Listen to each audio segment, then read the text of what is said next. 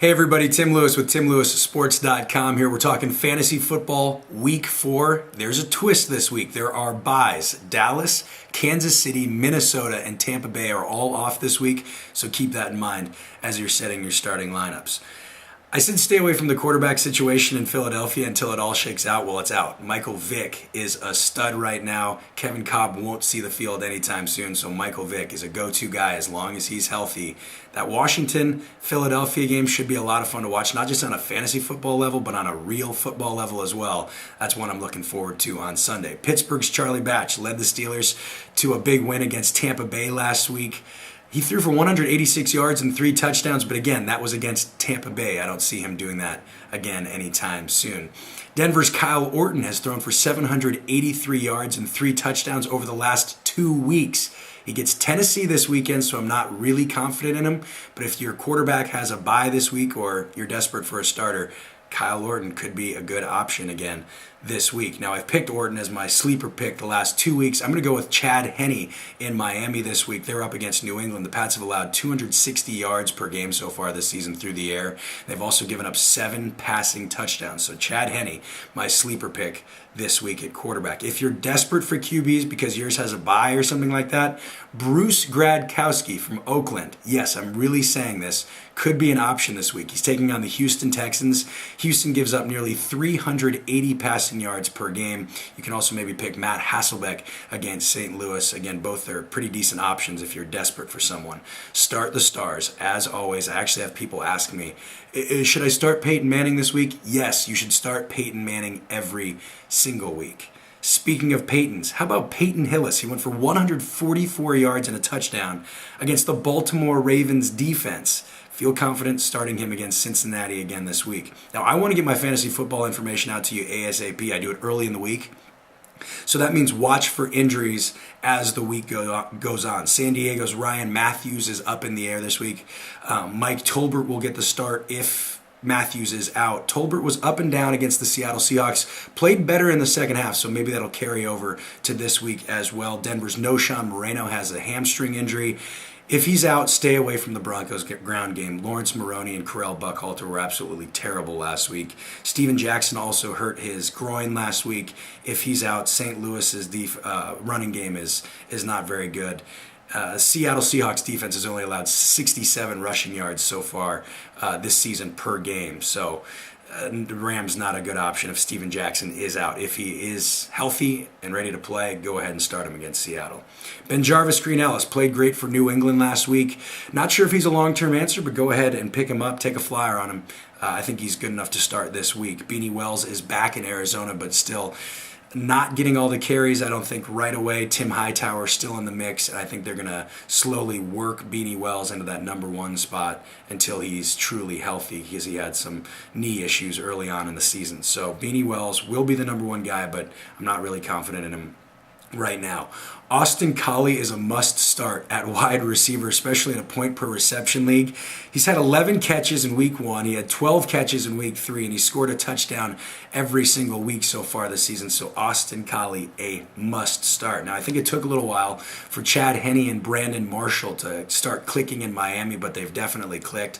Marshall should be big again this week against New England. Anquan Boldin, the top target in Baltimore. I think it took a little while for Joe Flacco and Boldin to start connecting as well, even though Boldin did have 100 receiving yards the first week of the season. He's gone 100 plus yards twice already, that means now. Keep in mind the Steelers have only allowed 1 passing touchdown so far this season, so Anquan Boldin's value might not be as high this week. Now, I have Larry Fitzgerald and Calvin Johnson in one of my leagues. They're both killing me. Fitzgerald only had 2 catches against Oakland. Are you kidding me? 2 catches against the Raiders? That hurts. Calvin Johnson, unless he's scoring touchdowns, truly doesn't carry that much value. So keep that in mind. Detroit gets Green Bay again this week. So it's a question mark if you want to start Calvin Johnson or not. A lot of people were unsure about Donovan McNabb this season. He's played really well. The benefactor of that has been Santana Moss against Philadelphia. I think you can start him again. Philadelphia does have a tough defense, but Moss should be a guy that you start this weekend. Andre Johnson listed as questionable. He'll probably play. If he doesn't, Kevin Walters' value will skyrocket. Jacoby Jones is also a guy you should probably keep your eye on as well if Andre Johnson is out. Now, I hate to say it every week, but be happy if you have the Antonio Gateses of the world, Dallas Clarks of the world, or Jermichael Finleys. That way you're not playing the tight end shuffle. I have to do that in some of my leagues. This guy sucks, I'm going to pick up somebody else. A lot of people are doing that these days. Dustin Keller is becoming a favorite target of Mark Sanchez. Dustin Keller's probably not available, but if you do have him, go ahead and start him. He's pretty darn good. John Carlson also getting more looks from Matt Hasselbeck, especially in the red zone. So John Carlson could be a key tight end as the season rolls on here. Watch out for Oakland's Zach Miller this week. Again, Oakland taking on Houston, so he has some big potential for points, especially because Miller is the best receiver that the Oakland Raiders have. New England's Aaron Hernandez keeps up picking up decent yards for a tight end. Really easy for me to say. He hasn't gotten in the end zone yet, but if he does, he's a guy who can carry some big-time value at tight end. And even picking up 60-plus yards per week is getting at least 6 points in a standard league, so not bad for a tight end. I know Kansas City has a bye this week, but Tony Moeaki, I'm pretty sure that's how you say his name, a rookie out of Iowa, is a guy that you might want to put on your bench as the season rolls on. He's done some good things for the upstart Chiefs. Going on to defense now, the Jets against Buffalo, Packers versus Lions, solid picks for defense this week. New Orleans against Carolina, solid as well. Carolina just stinks. That's about the best way to put it. The Seahawks defense came up with 5 turnovers against San Diego this last week. They're up against the St. Louis Rams, so I'd feel confident starting the Seattle Seahawks defense if you need someone this week. And it also works and vice versa as well. Seattle was horrendous on the road in week 2. They're taking their game on the road again this week. And the Rams defense could do fairly well against the Seahawks. So 2 defenses, a game to keep your eye on as well. Should probably not be an exciting game in real life, but fantasy football-wise, defense-wise, Rams and Seahawks could be good options. Also have plenty of confidence in the Colts up against Jacksonville. Jacksonville has done nothing exciting this season. David Garrard has been terrible the last 2 weeks. Suggestion from one of my readers to remind people that unless your league has return yards, stay away from the Leon Washingtons and Josh Cribbs of the world. Just a reminder.